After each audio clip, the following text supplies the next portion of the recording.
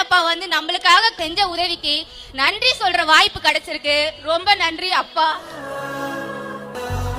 3 ஆண்டுகளும் நான் இலவசமா தான் படிச்சேன். அதை இலவசம் நான் சொல்ல விரும்பல.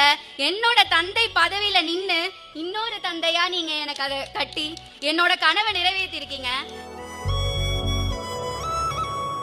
காலேஜ் படிப்பானா அப்படின்றது எங்கள் வீட்டில் ஒரு கேள்விக்குறி தான். புதுமை பெண் நம்ம முதல்வர் ஐயா இப்படி ஒரு திட்டத்தை கொண்டு வந்திருக்கிறாங்க.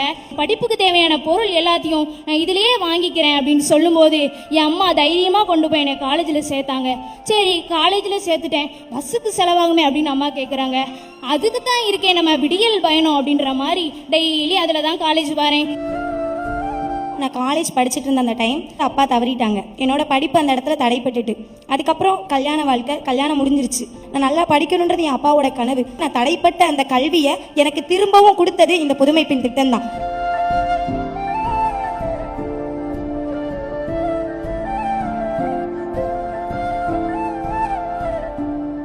புதுமை பெண் திட்டத்தில் புதுசா இணைஞ்சு சாதனை படைக்க இருக்கக்கூடிய என்னுடைய அன்பிற்கும் பாசத்திற்கும் உரிய மகள்களை இந்த அரங்கிலையும் வீடியோ கான்பரன்ஸ்லையும் 657 கல்லூரிகளை சார்ந்திருக்கக்கூடிய இத்தனை ஆயிரம் மாணவிகளை பார்க்கும்போது ஒரு டிராவிடியன் ஸ்டாக்காக நான் பெருமைப்படுகிறேன்.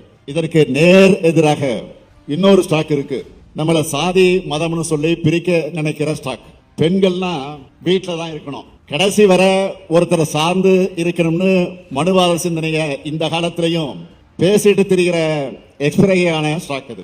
அப்படிப்பட்டவங்கிட்ட இருந்து தப்பிச்சு இன்னைக்கு தமிழ்நாட்டு பெண்கள் இந்தியாவிலேயே டாப்பாக இருக்கீங்க. இந்த காட்சி தான் பகுத்தறிவு தந்தை பெரியார் அவர்கள் காண நினைச்ச காட்சி. இன்னைக்கு கல்வியை பொறுத்த வரைக்கும் பெண்கள் தான் முன்னிலையில இருக்கிறாங்க. ஆனா 50 ஆண்டுகளுக்கு முன்னால், ஏன் 100 ஆண்டுகளுக்கு முன்ன இந்த நிலைமை இருந்துச்சு இல்ல.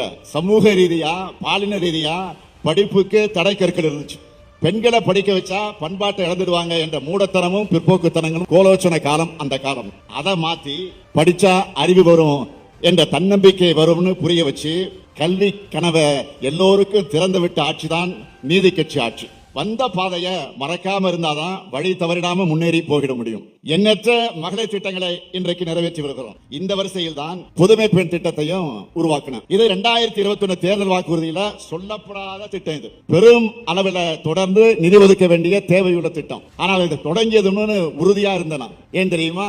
இது அரசுக்கு செலவினமாக இருந்தாம ஒரு தந்தைக்குரிய கடமையா பெண் குழந்தையோட கல்விக்கான மூலதனமாகத்தான் நான் பார்க்கிறேன். உங்களுடைய படிப்புக்கு எந்த தடை வந்தாலும் அதை நான் உடைப்பேன். முந்தைய ஆட்சியாளருடைய நிர்வாக திறமையின்மையால் ஏற்பட்ட நிதி நெருக்கடி ஒரு பக்கம், ஒத்துழைப்பு தராத ஒன்றிய அரசு அது ஏற்படுத்துகிற சிக்கல் அது ஒரு பக்கம். ஆனா அதை பத்தி கவலைப்படாம தமிழ் புதல் திட்டத்தை நாங்கள் தொடங்கணும். எந்த அப்பாவும் தன்னுடைய பிள்ளைகளுடைய படிப்பு செலவுக்கு கணக்கு பார்க்க மாட்டாங்க. அப்படித்தான் உயர்கல்விக்கான திட்டங்களாக எந்த நெருக்கடி இருந்தாலும் அதை நிறைவேற்றியே தீர்வேன். உயர்கல்வி பெறாத பெண்களே தமிழ்நாட்டில் இல்ல என்ற நிலையை உருவாக்காமல் நான் ஓய மாட்டேன். நான் என்றால் தனிப்பட்ட நான் கிடையாது. என்னை ஏற்கும் தலைவர்களும் அவங்க என்னோடு விதைச்சிருக்கக்கூடிய கொள்கையிலும் தான் காரணம். புதுமை பெண்களை உங்களை நான் கேட்டுக்க விரும்புவது, படிங்க படிங்க படிங்க. படிப்புல மட்டும் கவனத்தை செலுத்துங்க.